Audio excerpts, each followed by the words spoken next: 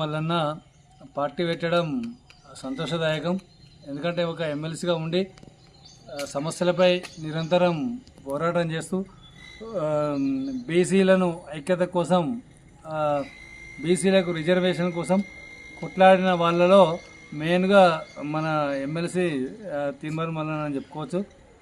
ఈ తిరుమల మల్లన్న పార్టీ పెట్టడం ఇప్పుడున్న పరిస్థితుల్లో అవసరం.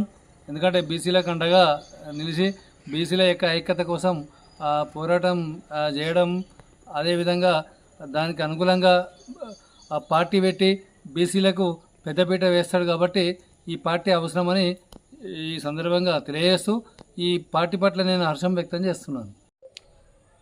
పట్టభద్రుల ఎమ్మెల్సీ తీన్మార్ మల్లన్న బీసీలు ఎదుర్కొంటున్నటువంటి అనేక సమస్యల పరిష్కారం కోసం అటు చట్టసభలలో ఇటు బయట నిరంతరం పోరాటం చేస్తున్నటువంటి పరిస్థితి ఉంది.